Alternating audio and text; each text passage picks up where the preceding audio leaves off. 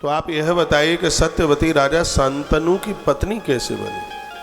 हमने ऐसा भी तो सुना है कि शांतनु राजा के 2 विवाह हुए, एक का नाम गंगा जिससे भीष्म पैदा हुए और एक दूसरी और सत्यवती हुई। तो ऐसा क्या कारण बना, ये ऐसा कैसे हो गया?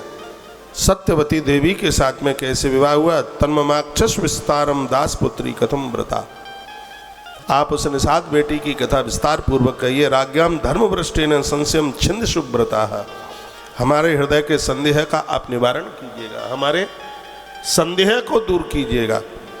और यह कथा हम आपसे सुनना चाहते। तब सूत जी कहते हैं कि संतुनु नाम राजर्षि मृगया निरता सदा वनम जगाम निघ्नन वही मृगाशम ऐसा।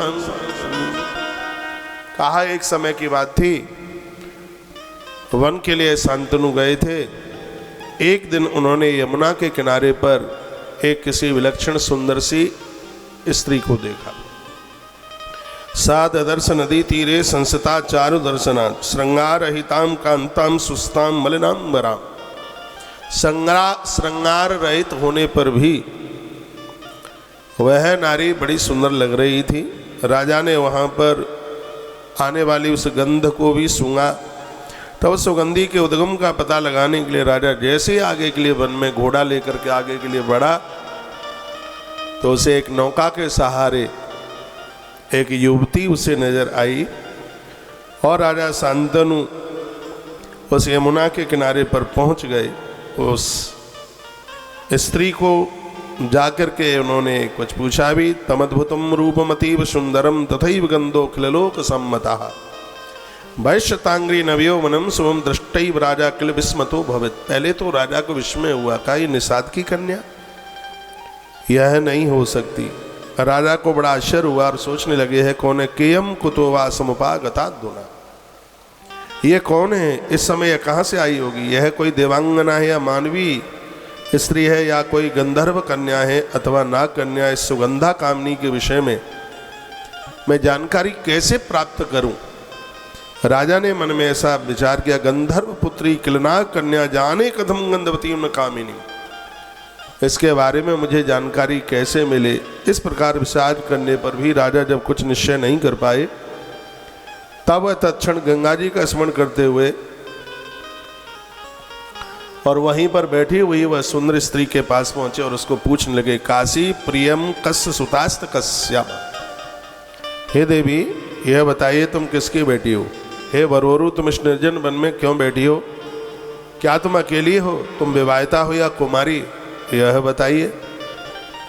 तत्पश्चात तुम जैसी मनोरमा स्त्री को देखकर मेरा मन कर रहा है कि मैं तुम्हें हस्तिनापुर की पटरानी बना दूं।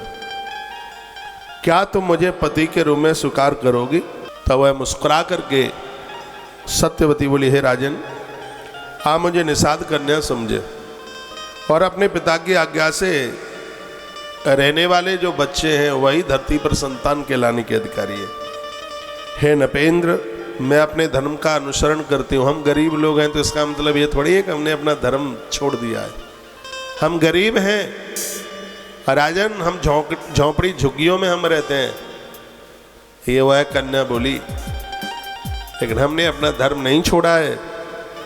कन्या पितु शासन संसिता चह, ये कहती है सत्यवती, बेटी का आदर यहाँ और वहाँ उसी बेटी का आदर होता है जो कन्या अपने पिता के अनुशासन में रहती है। कन्या पितु शासन संसिता चह, वह बेटी धन्य है जो अपने पिता का शासन अपने ऊपर मानती है। हे नपेंद्र, मैं अपने धर्म का अनुसरण करती हूँ, जल में नौका चलाती हूँ। पिताजी अभी घर गए हैं और यह मैं तुमसे सत्य कह रही हूँ। यह कह करके वह निषाद कन्या मौन हो गई। तब उस राजा ने, वीर तो था ही राजा, अपना मुझे तू पति बना ले जिससे तुम्हारा जीवन सार्थक हो जाएगा। मेरी कोई दूसरी पत्नी नहीं है, ऐसा राजा ने कहा। न चास्त पत्नी मम वै द्वितीया, मेरी कोई दूसरी पत्नी नहीं है। तो हे मृगनयनी, तुम मेरी धर्म पत्नी बन जाओ। तम धर्म पत्नी भव में मृगाक्षी शब्द लिखा।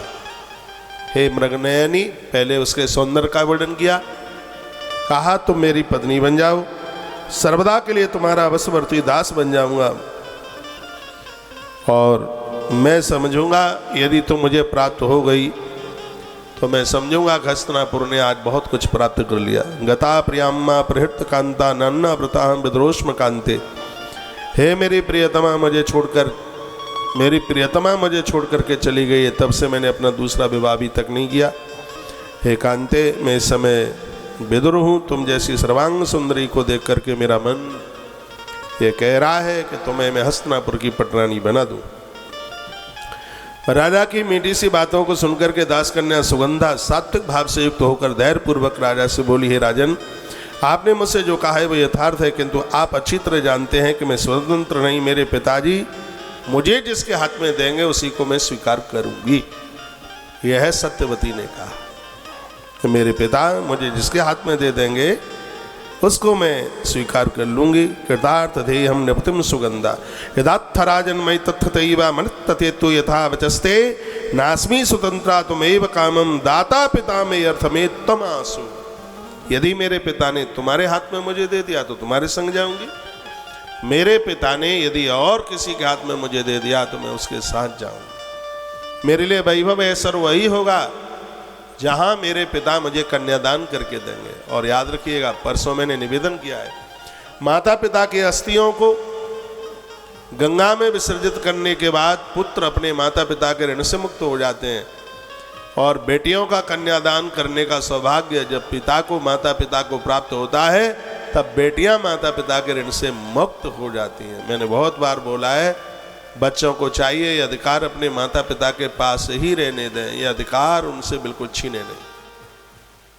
20-22 साल 24 साल लालन पालन करके और बेटी को, और फिर भी माता पिता को बेटी का कन्यादान करने का सौभाग्य प्राप्त न हो तो जीवन पर्यंत तो वह बूढ़ा पिता रोता ही रहता है। ऐसे मुझे कितने पिता लोग मिलते हैं जो अपनी वेदना, अपनी दिक्कत, अपनी परेशानी वो बताते हैं।